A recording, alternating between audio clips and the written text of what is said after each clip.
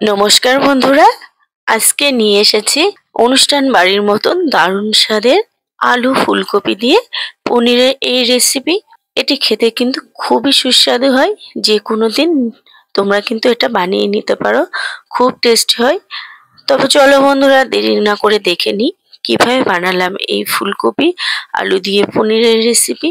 তো এর জন্য প্রথমে একটা ফুলকপি নিয়েছি। এই ডাঁটিগুলো আমি প্রথমে কেটে নিলাম। তারপর এক একটা ফুল এভাবে কেটে নেব, তাহলে ফুলগুলো আর ভেঙে যাবে না।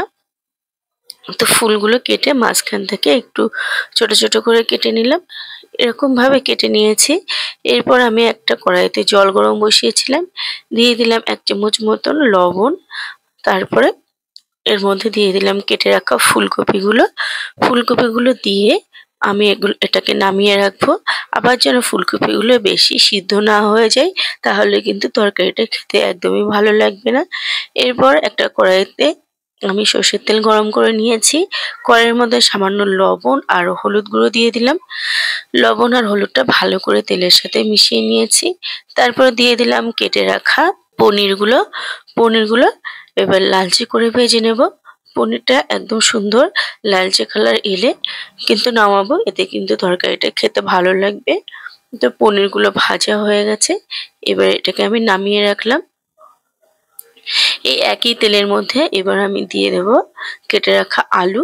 আলুগুলো একটু বড় সাইজ করে আমি কেটে নিয়েছি। তো আলুগুলো আমি লাল লাল করে ভেজে নেব। তো আলুতে কিন্তু ব্রাউন কালার চলে এসছে, লাল লাল করে ভাজা হয়ে গেছে। এগুলোকে আমি নামিয়ে নেব। আলু ফুলকপি পনির এগুলো কিন্তু একটু লালচে করে ভালো করে ভাজতে হবে, তাহলে কিন্তু তরকারির টেস্টটা দারুণ আসবে। এরপর দিয়ে দিলাম আমি ফুলকপিগুলো। ফুলকপিগুলো দিয়ে আমি একদম হাই ফ্লেমে ভেজে নেব কিছুক্ষণ। তারপর একটু কালার চলে এলে এটাকে একদম মিডিয়াম বা লো ফ্লেমে 4 থেকে 5 মিনিট মতো ভাজা করে নিয়েছি। এবার এগুলোকেও নামিয়ে নেব। লো ফ্লেমে ভাজলে ফুলকপির ভিতর থেকেও কিন্তু সুন্দর একটা ভাজা হয়।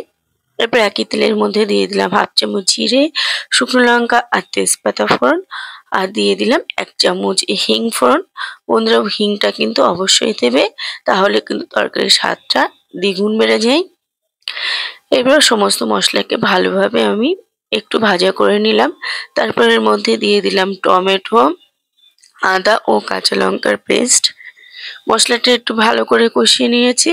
তারপর এর মধ্যে দিয়ে দিলাম 1 চামচ জিরে গুঁড়ো, 1 চামচ ধনের গুঁড়ো, 1 চামচ কাশ্মীরি রেড চিলি পাউডার আর 1 চামচ হলুদ গুঁড়ো। এবার সমস্ত মশলাকে ভালোভাবে আমি কষিয়ে নেব যতক্ষণ না পর্যন্ত এর থেকে তেল ছাড়তে শুরু করে। তো মশলা থেকে কিন্তু তেল ছাড়তে শুরু করেছে। এরপর দিয়ে দিলাম ভেজে রাখা আলু ও ফুলকপি। আলু ও ফুলকপি দিয়ে ভালো করে মশলার সাথে কষিয়ে নেব। তো মশলার সঙ্গে কিন্তু কষানো হয়ে গেছে। এরপর দিয়ে দিলাম পরিমাণ মতন জল আর স্বাদ মতন লবণ। এটাকে 10 মিনিট মতন ফুটিয়ে নিয়েছি। তারপর দিয়ে দিলাম অল্প একটু চিনি।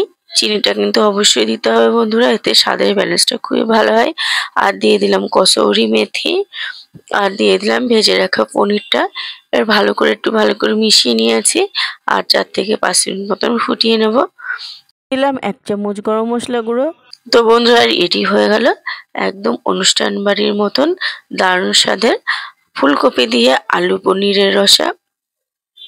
এটা খেতে কিন্তু অত্যন্ত দুর্দান্ত টেস্ট হয়। বাড়িতে না বানালেও তোমরা কিন্তু বুঝতে পারবে না এর স্বাদটা কেমন। তো আজ এই পর্যন্তই, আবারও হাজির হব অন্য কোনো রেসিপির সাথে।